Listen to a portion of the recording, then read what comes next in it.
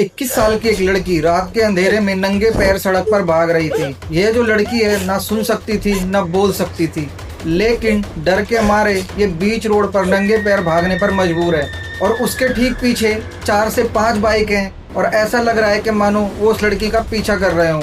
लेकिन सवाल यहाँ पर यह है कि आखिर वो भाग क्यों रही थी और किससे बचने की कोशिश कर रही थी। यकीन मानिए, इस लड़की के साथ आगे जो कुछ होता है वो देखने के बाद आपके भी रोंगटे खड़े हो जाएंगे, आपका भी मानवता से भरोसा उठ जाएगा। तो क्या है पूरी कहानी का सच, चलिए जानते हैं। मेरा नाम है पंकज और आप देख रहे हैं द डार्क स्टोरी। 11 अगस्त 2025 दिन सोमवार, उत्तर प्रदेश का बलरामपुर एरिया। 21 साल की ये लड़की अपने दादी दादा के साथ रहती थी। उसके माँ बाप नहीं थे, कभी कभी मामा के घर जाया करती थी। मामा के घर की दूरी उसके घर से लगभग 1 किलोमीटर की थी। उस दिन भी लड़की सुबह अपने मामा के घर गई थी, दिन भर वहीं पे रुकी।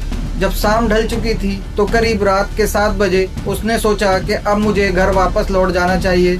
मामा के घर से नाना नानी का घर, जैसा मैंने बताया कि ज़्यादा दूर नहीं था, सिर्फ 1 किलोमीटर का डिस्टेंस था। तो उसने सोचा कि क्यों ना मैं पैदल ही घर वापस लौट जाती हूँ। लेकिन किसी को क्या पता था कि ये पैदल सफ़र उसकी ज़िंदगी का बहुत दर्दनाक सफ़र बन जाएगा। रात का अंधेरा था, सुनसान सड़क थी और कहीं कहीं स्ट्रीट लाइट भी नहीं जल रही थी। लड़की चुपचाप अपने घर की तरफ धीरे धीरे बढ़ रही थी। तभी अचानक से उसके पीछे से एक बाइक आ जाती है। इस बाइक पर 2 लड़के बैठे हुए थे, जिसमें से एक लड़के का नाम अंकुर शर्मा था, जिसकी उम्र 21 वर्ष, और दूसरे लड़के का नाम हर्षित पांडे था, जिसकी उम्र 22 वर्ष थी। दोनों लड़की को देखकर बाइक रोक देते हैं। पहले तो उन्होंने उसे लिफ्ट देने की पेशकश की, कहा कि रात बहुत हो गई है, तुम कहाँ अकेली जा रही हो, हमारे साथ बैठ जाओ, हम तुम्हें तुम्हारे घर छोड़ देंगे, क्योंकि अकेले चलना इतनी रात में सेफ नहीं है तुम्हारे लिए। लेकिन लड़की चुपचाप रही, क्योंकि वो सुन और बोल नहीं सकती थी।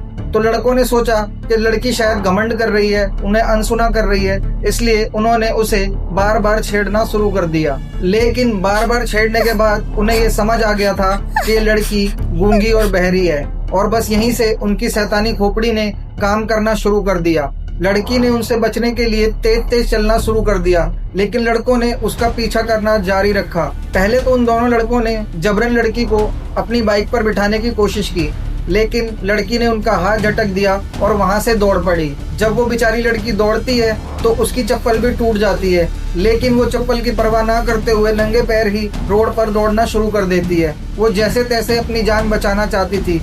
पीछे पीछे दोनों लड़के बाइक पर उसका पीछा कर रहे थे, और जैसा कि आपने वीडियो में देखा कि सड़क पर और भी लोग गुजर रहे थे, लेकिन किसी ने अपनी बाइक रोककर उसकी मदद करने की कोशिश नहीं की। हर कोई चुपचाप आगे निकल गया। अब भागते भागते लड़की एक ऐसी जगह पे पहुंच जाती है जहां पर एसपी साहब का घर था। जी हाँ, जिले के कप्तान का बंगला, साथ ही में डीएम साहब का घर भी था। और वहीं लगे सीसीटीवी कैमरे में ये लड़की दौड़ती हुई कैप्चर हो जाती है, और उसके पीछे बाइक पर पीछा करते हुए वो लड़के भी कैमरे में रिकॉर्ड हो जाते हैं। सोचिए, जिले के सबसे सुरक्षित इलाके में जहां एसपी और डीएम का घर ठीक सामने है, वहीं से एक लड़की अपनी जान बचाने के लिए भाग रही थी, लेकिन कोई उसकी मदद के लिए आगे नहीं आया। लड़की एसपी हाउस से निकलकर थोड़ा आगे जाती है, फिर कैमरे के फ्रेम से वो बाहर हो जाती है, और यहीं से उसकी असली मुसीबत शुरू हो जाती है। अंकुर और हर्षित उसे पकड़ते हैं, बाइक पर जबरदस्ती बिठाते हैं और पास ही के एक खेत में लेकर चले जाते हैं। और इसके बाद वो बारी बारी इस लड़की के साथ गलत काम करते हैं। उन्हें पता था कि लड़की बोल नहीं सकती, सुन नहीं सकती, इसलिए वो किसी को भी कुछ बता नहीं पाएगी उसके साथ क्या हुआ है। इसके बाद वो दोनों लड़की को खेत में ही छोड़कर वहां से भाग जाते हैं। और ये जो खेत थे वो थाने से महज 1 किलोमीटर की दूरी पर थे, और फिर भी इस लड़की के साथ ये दरिंदगी होती रहती है। इतना ही नहीं, जब जांच हुई तो ये भी पता चला कि जिस थाने के सामने से लड़की भागी थी उस थाने का सीसीटीवी कैमरा भी खराब पड़ा हुआ था। सोचिए, एसपी हाउस का कैमरा काम कर रहा था, लेकिन पुलिस थाने का कैमरा खराब पड़ा हुआ था। अब इसके बाद जब लड़की बहुत देर तक घर नहीं पहुंचती है तो परिवार परेशान हो जाता है। उसका भाई उसे ढूंढने की कोशिश करता है, लेकिन जब वो नहीं मिलती है तो 9 बजे के करीब वो थाने में पहुंच जाता है और पुलिस को बताता है कि काफी देर से उसकी बहन घर पर नहीं पहुंची है। जिसके बाद पुलिस उसके गुमशुदा होने की एक रिपोर्ट लिख लेती है और तुरंत एक्शन में आ जाती है। पुलिस उस रास्ते के 1 किलोमीटर के बीच के जितने भी सीसीटीवी कैमरेज की फुटेज थी उसको खंगालना शुरू कर देती है और तभी एसपी साहब के घर के बाहर लगे कैमरे में उस लड़की की रोड पर बेतहाशा भागती हुई फुटेज मिल जाती है। इसके बाद उसी रोड पर इस लड़की की तलाश की जाती है। आखिरकार थोड़ा ढूंढने के बाद 800 मीटर की दूरी पर आखिरकार वो लड़की एक खेत में पड़ी हुई मिलती है। उसकी हालत बहुत ही ज़्यादा खराब थी जिसे देखकर हर कोई चौंक गया था। उसके कपड़े बुरी तरीके से फटे हुए थे, चेहरा आंसुओं से भीगा हुआ था। वो बेचारी कुछ बोल भी नहीं पा रही थी, बस इशारे में ही वो बता सकती थी कि उसके साथ क्या हुआ है। उसकी ये हालत और इशारे देखकर पुलिस तुरंत समझ जाती है और तुरंत एक्टिव हो जाती है और पुलिस फुटेज में दिख रहे उन लड़कों की बाइक का नंबर नोट करती है और बाइक के नंबर से उनको ढूंढना शुरू कर देती है।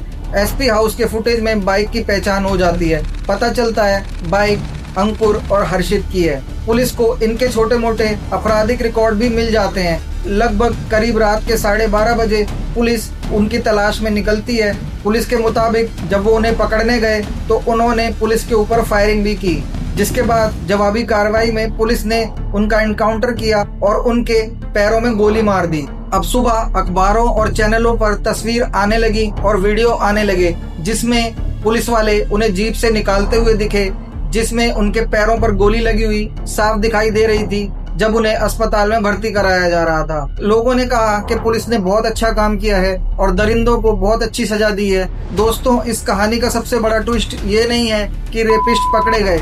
असली सवाल ये है कि 21 से 22 साल के लड़कों के हाथों में पिस्तौल कहां से आती है। यूपी में कौन सा नेटवर्क है जो इतनी आसानी से इनके पास अवैध हथियार पहुंचाता है। अगर एसपी और डीएम के घर के सामने ही लड़कियां सुरक्षित नहीं हैं, तो आम लोगों की बेटियां कहां पर सुरक्षित होंगी। दोस्तों, ये सिर्फ एक गैंगरेप की कहानी नहीं है, ये उस पूरे सिस्टम की नाकामी है। ये उस सप्लाई चेन की कहानी है जो अपराधियों को बंदूकें उपलब्ध कराती है। यह उस खामोशी की कहानी है जो एक गूंगी बहरी लड़की ने झेली, लेकिन अपने इशारों से पूरे सिस्टम को आईना दिखा गई। पुलिस के लिए एनकाउंटर करना बहुत आसान है, छोटी मछलियों को पकड़ना भी बहुत आसान है, लेकिन जब तक वो बड़ी मछली नहीं पकड़ी जाएगी जो इन लोगों को हथियार सप्लाई करती है, तब तक ये कहानियां बार बार ऐसे ही चलती रहेंगी। आपकी इस वीडियो को लेकर जो भी राय है वो आप मुझे कमेंट में दे सकते हैं। मिलते हैं नेक्स्ट वीडियो में। Bye bye guys.